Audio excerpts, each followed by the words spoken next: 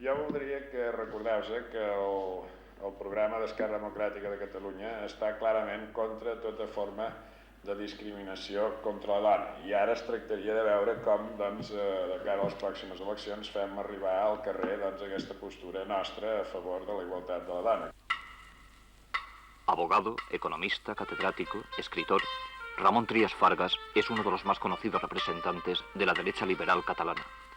Su nombre está vinculado a un partido político que hace su presentación oficial en 1976, aunque su gestación se remonta a varios años atrás. Esquerra Democrática de Cataluña. ¿Qué es lo que ha llevado a Ramón Trias Fargas a participar activamente en la política? Creo que un sentido de responsabilidad ciudadana. Yo no soy político y no tengo ambición bastante para ser un verdadero político. Lo que sí creo es que soy una persona responsable que estima que en este momento crucial del paso a un sistema autoritario, a un sistema de libertad, todos debemos arrimar el hombro y todos debemos contribuir a que este tránsito sea un éxito. ¿Se considera un político nato o más bien un intelectual preocupado por la política? Bueno, profesionalmente yo soy un intelectual, aunque no sé muy bien lo que esto quiere decir. Lo que sí sé seguro es que no soy un político nato. Soy una persona que creo que debo asumir las responsabilidades que hagan falta en cada momento de mi vida. Ramón Trias pertenece a una familia de la burguesía media catalana. Nace en 1923 en Barcelona, en esta casa de estilo modernista, situada en la Rambla de Cataluña, donde sigue viviendo en la actualidad. Nací, y esto es también curioso, en esta casa, porque yo nací el día 27 de diciembre, durante las vacaciones universitarias, porque mi padre, don Antonio Trias, era catedrático de cirugía de la Universidad de Salamanca. No hay que remontarse muy lejos, segunda o tercera generación, para encontrar enseguida gente que vivía en el campo y del campo, propietarios en definitiva modestos que vivían de la explotación de sus tierras y cuyos hijos segundos pasaban a estudiar carrera a costas del EREU, institución catalana de largo abolengo. Y por tanto me parece que en cierta forma puede decirse que represento, se reúnen en mí un poco unas características que son bastante típicas de la gente de Cataluña, es decir, ese entronque en el campo, la emigración al amparo de la institución del EREU a la ciudad y el desarrollo de estos segundones o fradisterns, como los llamamos aquí, dentro de las profesiones liberales generalmente con éxito. Son estos segundones los que han nutrido buena parte del desarrollo político y cultural de Cataluña y de la ciudad de Barcelona. Cursa sus primeros estudios en un instituto-escuela y al estallar la Guerra Civil, en 1936, se traslada con sus hermanos a Suiza. Desde 1936, en que mi padre nos mandó a Suiza, hasta 1939, en que él salió de España y nos reunimos para pasar a América, he vivido en Suiza, en la República de Colombia y en Estados Unidos tiempo suficiente para adaptarme y comprender las fórmulas de vida de estos países.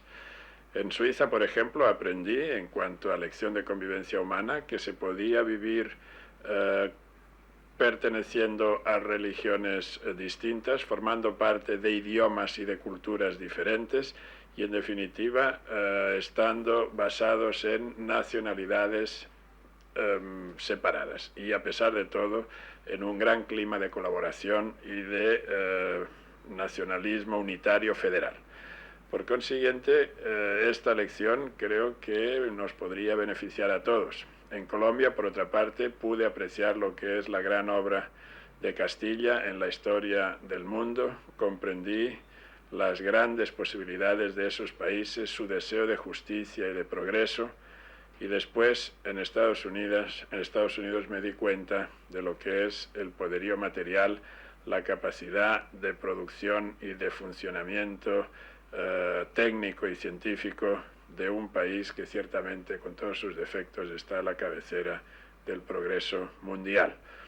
A pesar de todo, y a pesar de que en Colombia, donde viví más tiempo, fuimos estupendamente bien tratados, debo decir que siempre tuve la ilusión y el deseo de volver a mi tierra. Por eso, cuando a veces los inmigrados andaluces en Cataluña piensan que tal vez los catalanes no les podemos comprender, yo les puedo decir que les comprendo perfectísimamente. Sé lo que es vivir, así sea materialmente bien, en la tierra que no es de uno. Y sé lo que es el deseo de querer volver a su propia tierra, a su tierra de origen. Ramón Trías Fargas, que estudia Derecho en Colombia y Economía en Chicago, regresa a España en 1950. En Barcelona trabaja algún tiempo como abogado y es profesor de clases prácticas en la Facultad de Derecho. En 1962 obtiene la cátedra de Economía Política en la Universidad de Valencia. En el 72 gana la cátedra de Hacienda Pública en la Universidad de Barcelona, que conserva en la actualidad. Desde 1964 es director del Servicio de Estudios del Banco Urquijo en Barcelona. En sus libros y colaboraciones en la prensa ha expresado repetidamente sus puntos de vista, como profesional y como político, sobre los problemas económicos que afectan a España y a Cataluña en particular, y la forma que él considera más adecuada para resolverlos. ¿Cómo cree que se debería orientar la política económica del país en estos momentos? Bueno, este es un tema que por sí solo merecería una enciclopedia. Hace 2 días o 3 escribí en La Vanguardia 2 artículos que expresan un poco lo que yo creo en plan coyuntural, a pesar de que debe entenderse que la economía española tiene una serie de problemas estructurales que hay que resolver a plazo medio. Que lo primero es acabar con el déficit exterior y que todo esto exige frenar, darle un parón decisivo a la inflación.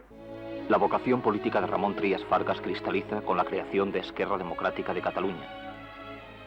Más tarde, renuncia a su presidencia para facilitar la creación de un bloque de centro-izquierda catalán.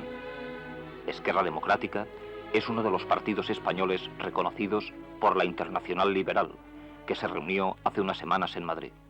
¿Qué puede aportar la ideología liberal en que se sustenta su partido, Esquerra Democrática de Cataluña, en estos momentos a la vida política catalana? Bueno, la ideología liberal es algo que tiende a confundirse un poco. En realidad, ser liberal es una categoría humana de conducta personal, de autocontrol, de moral íntima de cada uno de nosotros, y por consiguiente es una especie de filosofía que engloba a la persona en su conjunto.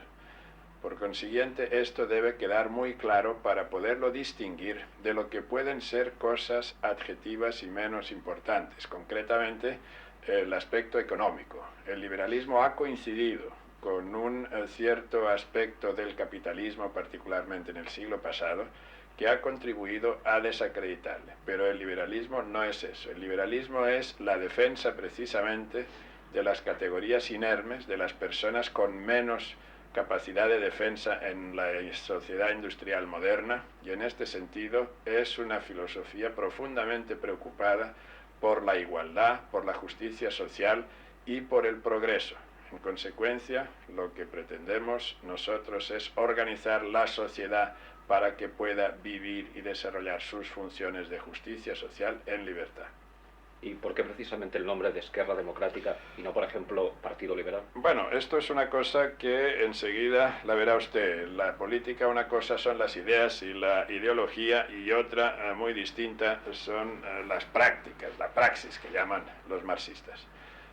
Nosotros nos hemos denominado de Esquerra porque queremos demostrar esta inclinación altruista, esta heterodoxia frente al mando, este deseo de que cada cual pueda desarrollar su propia personalidad y tener sus iniciativas personales en política y en todo. Y esto es lo que nosotros llamamos izquierda. Nosotros no llamamos izquierda al marxismo. El marxismo, al fin y al cabo, acabará obedeciendo a unos dogmas que implantará la autoridad, y eso es lo que nosotros no queremos. Queremos ser heterodoxos frente a todas las posiciones de mando que se vayan presentando. Por otro lado, queremos ser demócratas en el sentido de pluralistas. La democracia pluralista es para nosotros un primer paso ineludible, lo cual desde luego no quiere decir que no pensemos que la democracia, para ser auténtica, presupone unas condiciones de nivel económico y de nivel cultural que hay que proporcionar a toda costa a todos los españoles para que se pueda realmente llamar democracia. El tema de Cataluña ha sido, lógicamente, uno de los que ha estudiado más a fondo el profesor Trías Fargas, tanto en su definición regional como en su desarrollo económico. Uno de sus libros, Introducción a la economía de Cataluña, levantó una gran polémica por su análisis del presente y futuro del pueblo catalán. Bueno, ya he dicho una y mil veces que yo no soy separatista y que nosotros no somos separatistas y en definitiva lo que deseamos es poder contribuir a una España común, a una España que pueda ser la España de todos. Sin embargo, para que esto sea posible, Cataluña debe ser libre, debe poder desarrollar su personalidad, que después contribuirá con todo entusiasmo a esa tarea común de una España moderna, de justicia social y de progreso. Pero si esto no es así, Cataluña se irá encerrando en sí misma y se irá desinteresando, como ha ocurrido en estos últimos años, de la tarea, digamos, colectiva y común que correspondería al Estado español.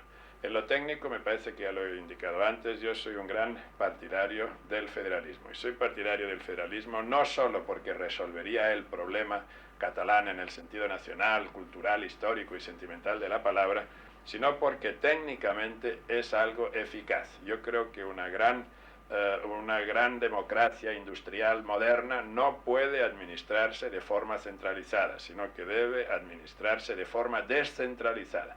Y entonces el federalismo es la fórmula que a mí me parece más conforme.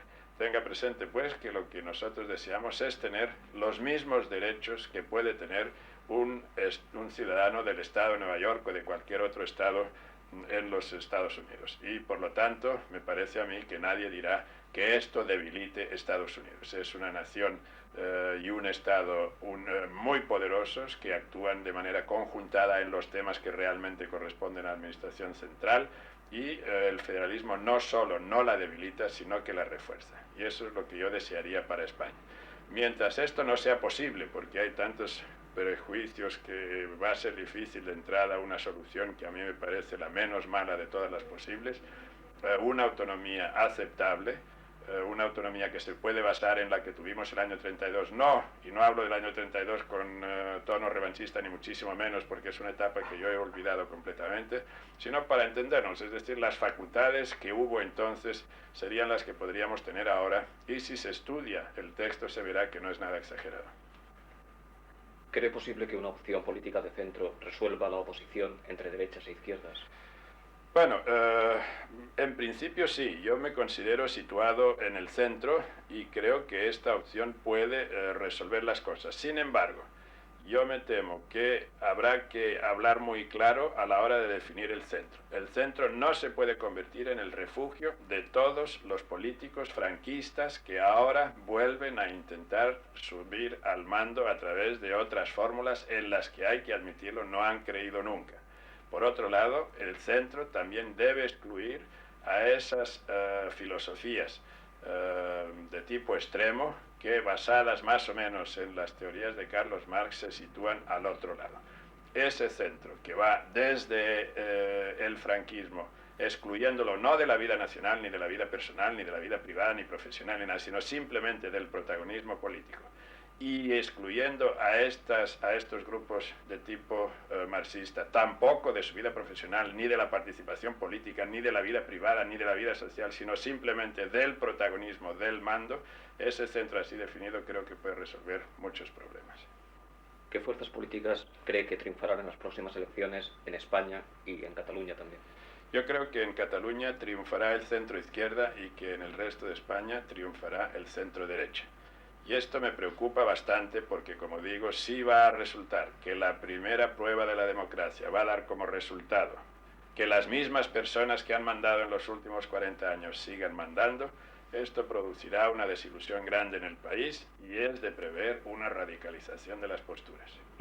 Ramón Trías Fargas contrae matrimonio en Oxford en 1954. Es padre de 4 hijos. Su esposa es Montserrat Trueta, hija del ilustre médico catalán. Ya le expuse antes que mi padre había tenido una gran influencia sobre mí y tengo el gusto de decir que mi suegro, mi padre político, lo mismo. El doctor Trueta, profesor Trueta, era una persona de una gran personalidad científica, de una gran capacidad humana de comprensión y de y de generosidad y sobre todo de una ejemplaridad en sus ideales y de una constancia en los mismos que le hizo sacrificar muchas veces sus intereses personales. Por lo tanto, puedo decir que él ha influido mucho y bien en lo poco que realmente se pueda considerar positivo de mí mismo. Y también en esto creo que debo mencionar, probablemente sonará un poco cursi, pero es la verdad y no me importa, que mi mujer y yo hemos vivido una vida matrimonial muy constructiva y me ha ayudado en todo momento. Y en este sentido se puede decir que hemos sido, como digo, felices, y perdone si eso suena un poco cursi. Con todo, quiero decir que esta felicidad conyugal que les he expuesto no ha sido sin graves problemas inmensamente graves como ha sido el nacimiento de un niño mongólico, de un niño subnormal, lo cual nos produjo un trauma realmente tremendo que ahora hemos superado y que gracias a una enseñanza precoz de la que se ocupa sobre todo mi mujer, pues está acercándose lo máximo posible a la normalidad y es una fuente de satisfacción para todos nosotros. Sin embargo, he insistido sobre este punto porque creo que no todas las familias españolas que tienen subnormales en su casa, que son muchísimas, están en condiciones de enfrentarse con este problema de una manera satisfactoria, y no lo están probablemente por ignorancia y probablemente también por falta de recursos económicos. Su tiempo libre lo absorbe principalmente la lectura. Economía, sociología, historia son los temas que más le interesan. Tiene una especial predilección por los libros antiguos sobre la historia de América, de los que posee una valiosa colección. Le gusta la música clásica y el jazz. Va poco al cine y al teatro. Prefiere el ballet a la ópera. No fuma, conduce su propio coche, pasa sus vacaciones en Santa Cristina de Aro y practica el esquí. Es amante de la buena mesa y considera que la gastronomía, como el erotismo, forma parte de la cultura del hombre. Su respuesta a nuestro test nos sirven para conocer sus opiniones sobre algunos temas polémicos. Bueno, por inclinación natural, yo creo que debe haber pluralidad. Cada trabajador debe poder escoger sus propias opciones. Pero que quede claro, en primer lugar, que esto no tiene por qué entorpecer la unidad de acción de esas distintas opciones en defensa de la clase trabajadora y sobre todo que este es un tema a resolver por los propios trabajadores. Todos estamos de acuerdo en que la mujer ha sido una de las grandes minorías oprimidas de la humanidad a través de los siglos. Por lo tanto, todos estamos de acuerdo en que esto debe remediarse. El cómo ya no es tan fácil. Empecemos por darle una igualdad total en la ley, cosa que todavía no ocurre, una igualdad total en el trabajo y en la remuneración del trabajo, cosa que todavía ocurre menos, y sobre todo, y lo más difícil, empecemos a buscar maneras de que en el hogar, en la familia, se le dé un trato de igualdad, el trato que merece y que ahora no tiene. Yo les explicaría este tema con la suficiente claridad para que vayan orientados por la vida, pero sin darle una excesiva importancia. Creo que lo sexual debe estar supeditado a lo espiritual y esto el niño lo debe entender desde los primeros momentos. Toda la historia que hace referencia a Adolfo Hitler y algo más de la mitad de lo que hace referencia a José Stalin. Las razones para vivir son muchas. De todas formas, me parece que si tuviera que escoger una de ellas, pensaría en la necesidad y en la satisfacción íntima de la tarea bien hecha, sin hacer demasiadas preguntas ni especulaciones difíciles de contestar.